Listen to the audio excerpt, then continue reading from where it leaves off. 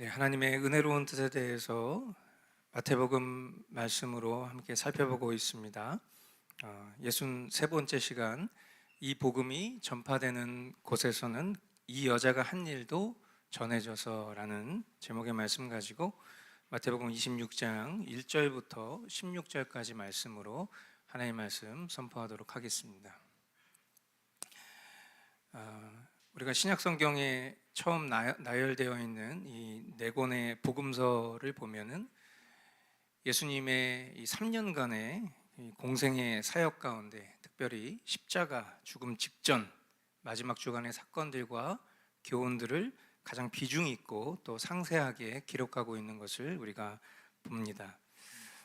마태복음에는 7장에 할애해서, 또 마가복음에는 4장, 또 누가복음에 5장, 요한복음은 무려 8장에 달하는 이런 내용들이 왜 이렇게 중요하게 비중 있게 다뤄졌을까? 그것은 예수님의 죽음이 그를 믿는 자에게 가장 중요한 사건이기 때문에 그럴 것입니다. 예수님의 죽음에 대해서 참된 신앙의 사람들의 반응, 그리고 불신앙의 사람들의 반응이 어떻게 다른가? 우리가 그 모습을 아주 정면으로 목도하면서 두렵고 떨리는 마음으로 오늘 하나님의 말씀을 우리가 대하기를 원합니다. 1절부터 2절 말씀 읽겠습니다. 예수께서 이 모든 말씀을 마치셨을 때에 자기 제자들에게 말씀하셨다. 너희가 아는 대로 이틀이 지나면 유월절인데 인자가 넘겨져서 십자가에 달릴 것이다. 아멘. 예수님이 제자들과 함께 계시던 날, 이제 전날 밤인 목요일 밤에 이제 마지막 만찬을 가지신다면 이 말씀을 지금 하고 계신 시점은 그 이틀 전, 즉 화요일일 것입니다.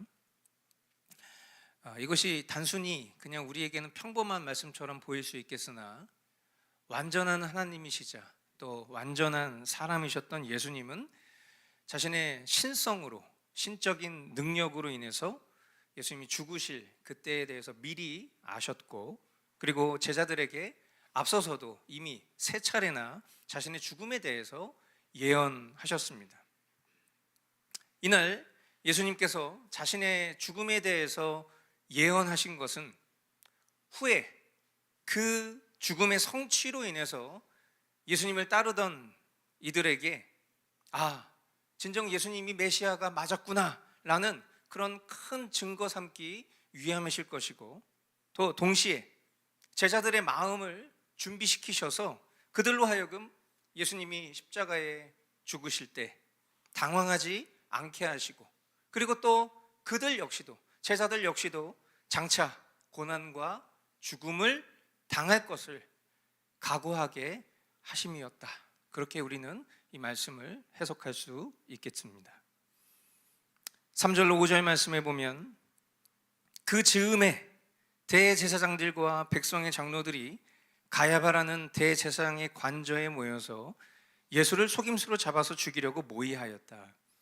그러나 그들은 백성 가운데서 소동이 일어날지도 모르니 명절에는 하지 맙시다 하고 말하였다. 아멘.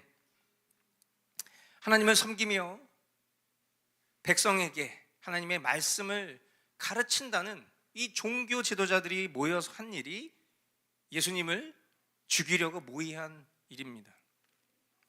그런데 성경은 이들의 심산에 대해서 뭐라고 기록하고 있냐면, 그들이 예수님을 속임수로 잡아서 죽이려고 모의하였다, 이렇게 지금 기록을 하고 있죠.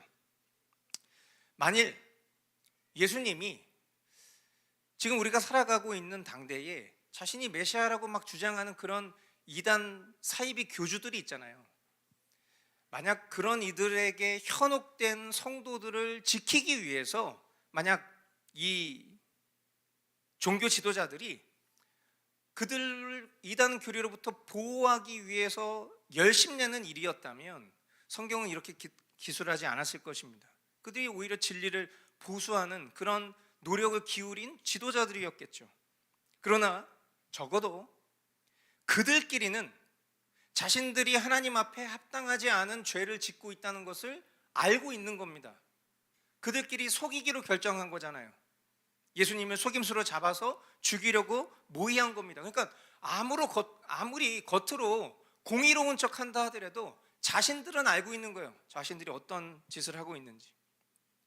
그리고 그것이 합당하고 떳떳한 일이 아니기 때문에, 혹 자신들이 이렇게 불의한 일을 저질렀을 때 백성들이 봉기할 것에 두려워서 명절에 하지 맙시다, 이런 식으로 말하는 셀프 인증까지 하고 있는 거죠. 사도 바울은 로마서에서 이런 불의한 군상들의 속셈에 대해서 이렇게 기술합니다.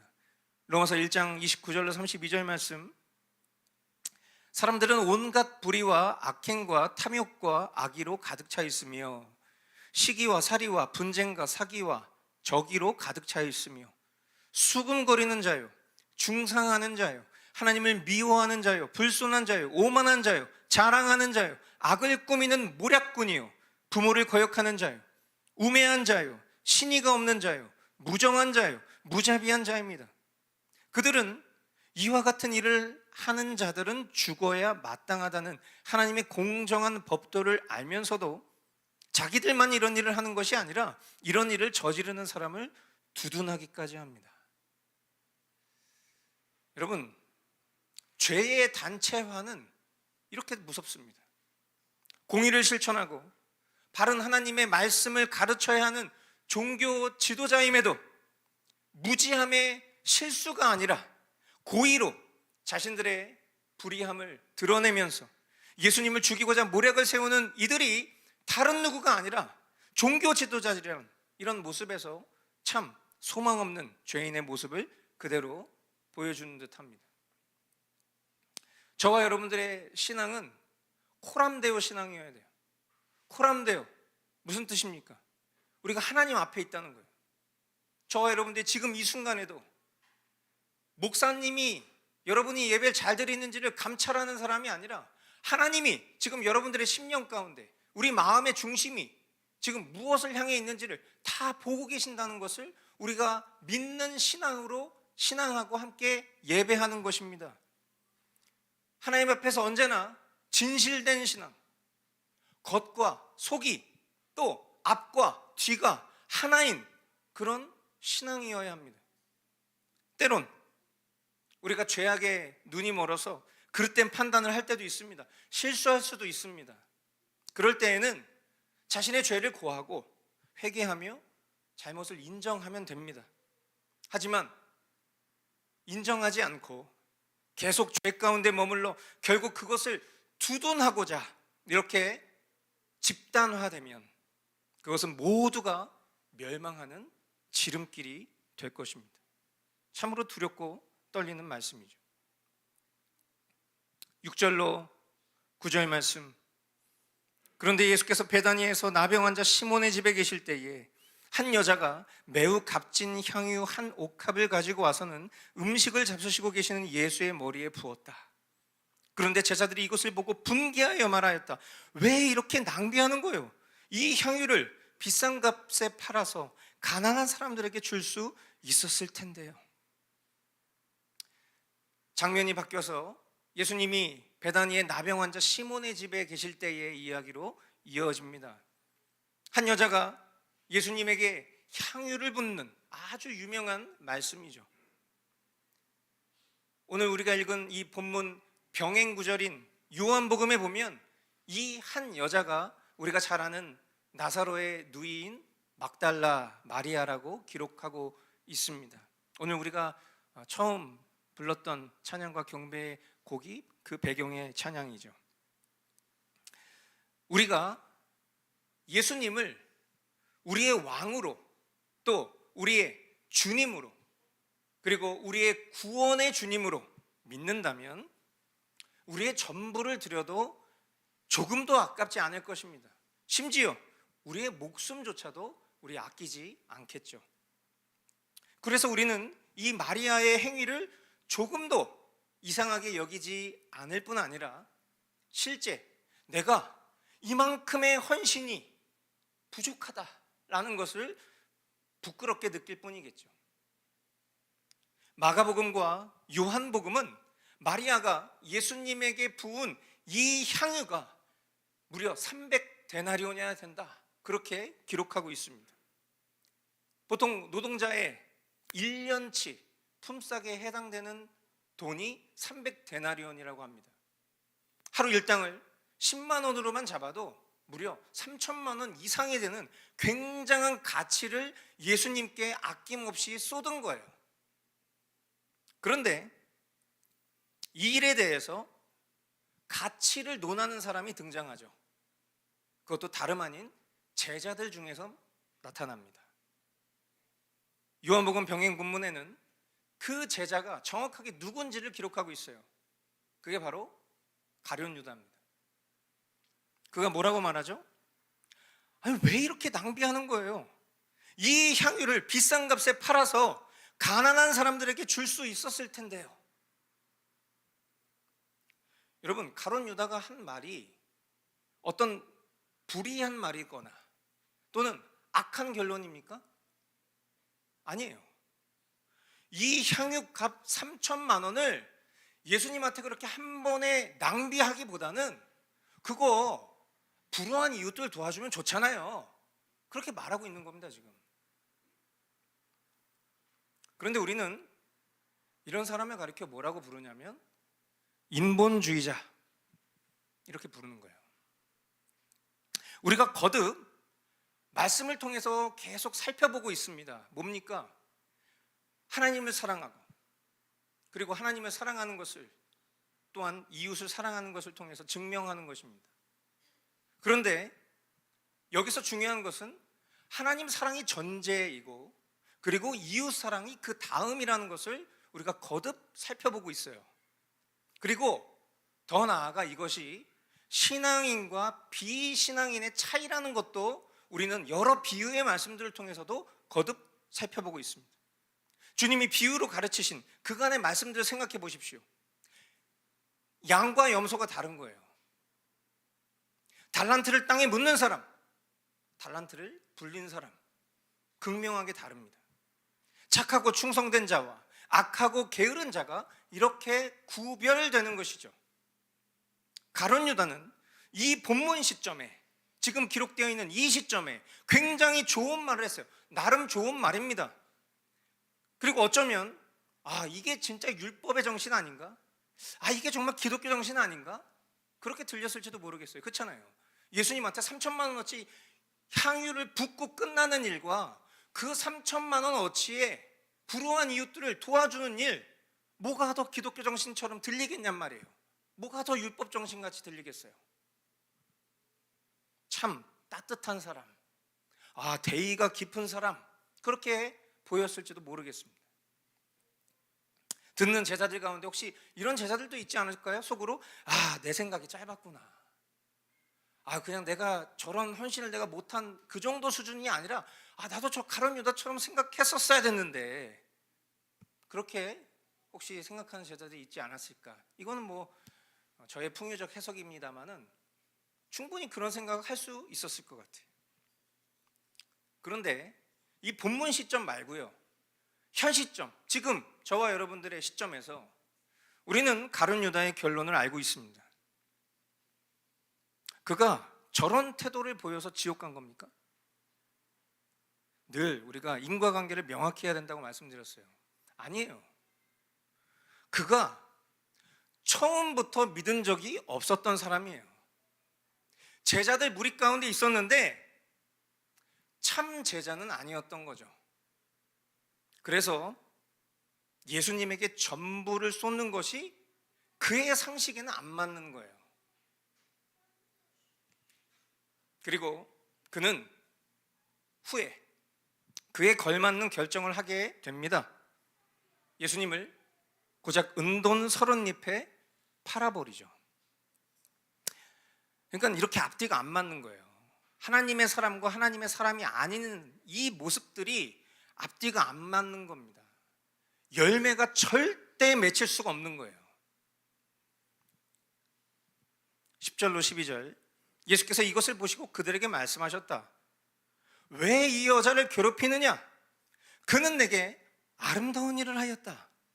가난한 사람들은 늘 너희와 함께 있지만 나는 늘 너희와 함께 있는 것이 아니다. 이 여자가 내 몸에 향유를 부은 것은 내 장례를 치르려고 한 것이다. 아멘. 여러분, 예수님은 사람의 판단과 다르십니다. 사람의 가치를 하나님보다 더 중요하게 생각하는 이들에 대해서 왜 이 여자를 괴롭히느냐? 그는 내게 아름다운 일을 하였다라고 평가하세요. 그리고 가난한 사람들 돕는 일, 그 역시도 물론 하나님이 율법에 명하신 아름다운 일이지만 이러한 율법의 명령도 율법의 완성이 되신 예수님을 향한 것보다 결코 우선될 수 없다라는 것을 친히 말씀하고 계신 거예요. 여러분, 이 장면을 한번 보십시오. 예수님에게 향유를 붓는 그 여인을 향해서 제자들이 힐난을 하니까, 그리고 뭔가 더 휴머니즘적인 얘기를 하니까 예수님도 뭔가 내가 생각이 짧았네, 뭔가 우리 이런 그림을 되게 더 아름다운 그림으로 생각하지 않습니까? 예수님에게 그 3천만 원어치 향유를 붓는 그 여인의 행동을 두둔하시는 것처럼 지금 보이는 장면 속에서 뭔가 예수님이 우리가 생각하는 그런 이상적인 지도자의 모습이 아닌 것처럼 느껴지시지 않습니까? 이게 하나님께 속한 사람과 속하지 않은 사람의 관점의 차이인 거예요. 하나님의 은혜로운 뜻에 대해서 늘 관심 두는 사람은요, 지금 예수님이 하시는 말씀을 귀 기울이고 있는 거예요. 오늘 본문 서두에 기록된 바대로 곧 있으면 예수님이 죽으실 것에 대해서 말씀하셨죠. 그러면 제자들은 그거 듣고 있는 거예요. 참된 제자는 예수님이 곧 죽으신다고 말씀하고 계시군구나, 그거 듣고 깨달은 거예요. 예수님 죽음 직전 자신의 가장 소중한 것을 드리고 싶어 했음을 이 향유를 드림으로 그녀의 믿음의 가치가 어디에 있는가, 누구를 향해 있는가, 그의 삶의 전부를 누구를 향해 쏟고 있는가, 그거 확증한 겁니다. 그리고 오늘 이 자리에 모인 우리에게 주님은 생생하게 말씀하세요. 13절, 내가 진정으로 너희에게 말한다. 온 세상 어디서든지 이 복음이 전파되는 곳에서는 이 여자가 한 일도 전해져서 그를 기억하게 될 것이다. 이 말씀을 또 이상하게 해석하시는 분들이 있어요. 교회에 헌금 갖다 바치라고 이 말씀 하시는 분들이 있어요. 참 안타까운 일입니다. 당연히 그런 말씀 아니죠. 이 마리아의 헌신을 후세에 기억하게 하신 것, 왜일까? 여러분, 그녀의 신앙과 믿음이 어떤 행함으로 드러났는가?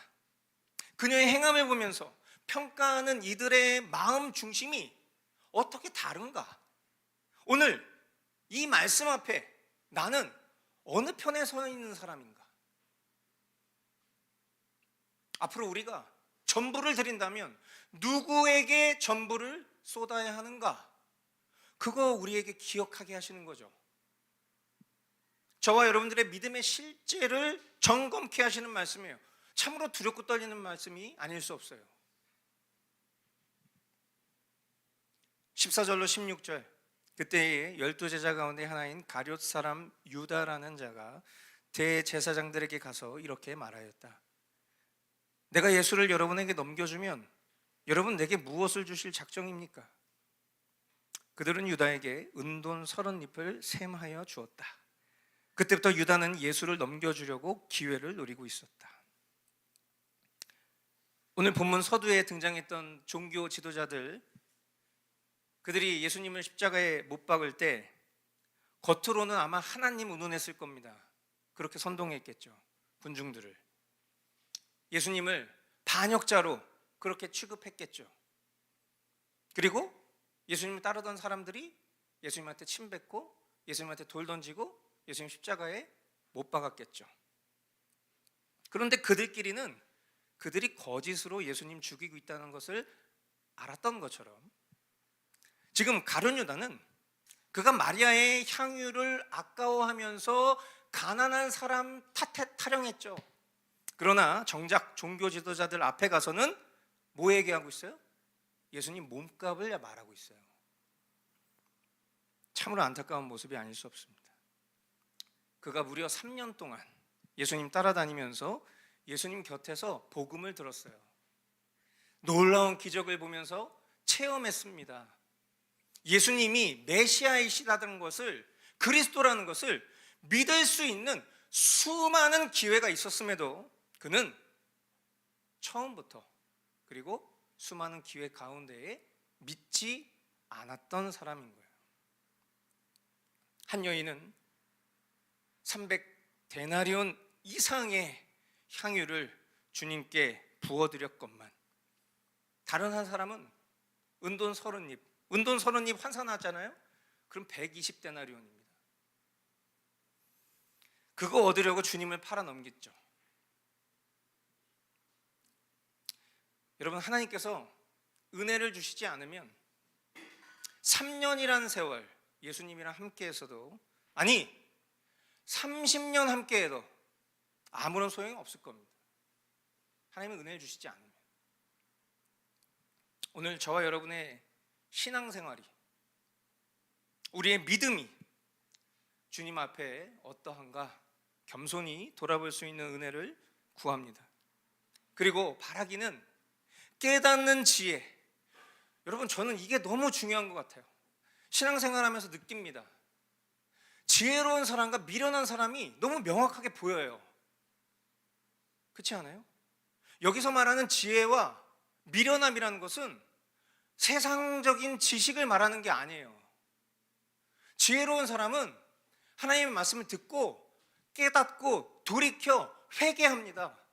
그런데 미련한 사람은요, 회개하지 않는 게 아니에요.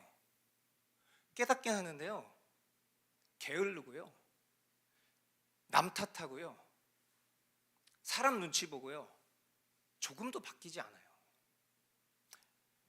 지혜로운 사람과 미련한 사람, 이렇게 달라요. 그런 의미에서 하나님 우리에게 깨닫는 지혜 주시기를 너무 강청드리는 마음입니다. 정말 깨닫기를 원합니다. 우리 마음에 정말 내면에서 우리의 어떤 지식적인, 우리의 어떤 그런 배경 속에서 깨닫는 것이 아니라 우리의 영혼이 말씀을 읽는데, 똑같은 본문을 읽는데 똑같은 본문의 말씀을 수없이 많은 설교를 들었어도 지금 이 순간에도 이 말씀이 정말 나에게 하시는 말씀으로 깨달아지는 그런 지혜가 있기를 원해요. 그리고 그 지혜를 기반으로 행할 수 있는 믿음을 주셔야 우리가 믿을 수 있는 겁니다. 이게 정말 막연한 얘기 같이 들리지만 신앙이 그래요.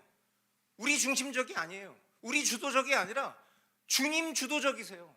그러니까 주님이 이와 같이 인도해 주시지 않으면 안 되죠. 그런데 이것이 기계적으로 작용하는 것이 아니에요.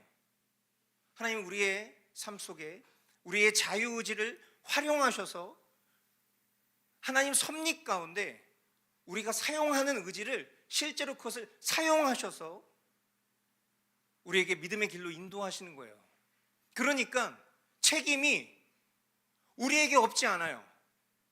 하나님 우리에게 수많은 기회를 주셨어요. 그런데 그 수많은 기회 속에 우리가 그 기회를 저버린 거예요. 그리고 그 결과는 고스란히 우리 거죠. 여러분, 만일 주님을 위해서 내 전부를 드려야 한다면, 여러분 막연하게 생각하지 마시고 한번 생각해 보십시오. 나에게 있어서 전부는 무엇일까? 여러분, 여러분에게 있어서 전부는 무엇입니까? 지금 여러분에게 제일 소중한 게 무엇입니까? 그걸 만약에 지금 주님 앞에 드려야 된다면 여러분 그걸 아낌없이 주님 앞에 드리실 수 있겠습니까?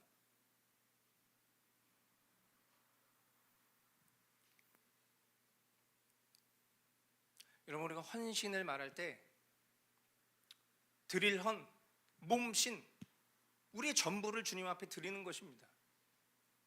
그리고 헌신은 우리가 가진 일부를 주님 앞에 내어놓는 것이 아니라 이미 우리의 주인이시기 때문에 주인께 내 전부를 드리는 것이 지극히 당연한 것입니다. 그러나 과연 나는 주님 앞에 인색한 모습으로 살아가고 있지는 않은가?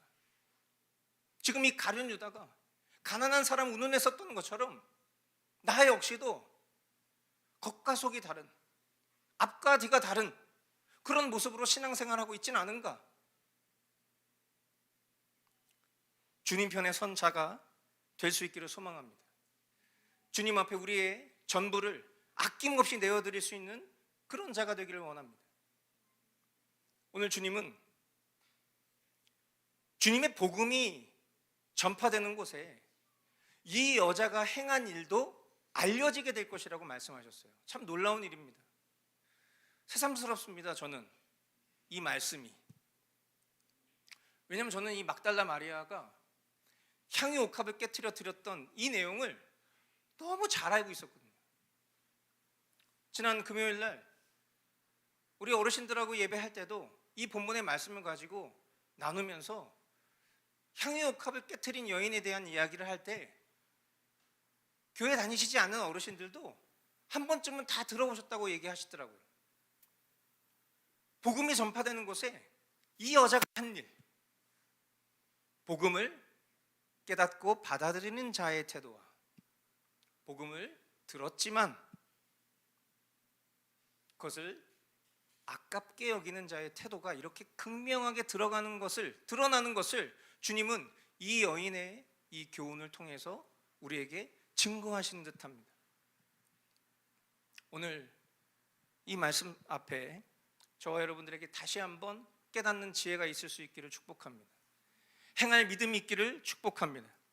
주님을 위해서 그 어느 것도 조금도 아깝지 않을 그런 헌신의 사람, 주님 편에 선 그런 주님의 제자 될 수 있기를 주님의 이름으로 축복합니다. 이 시간 함께 허락하신 말씀을 붙잡고 기도하기를 원합니다.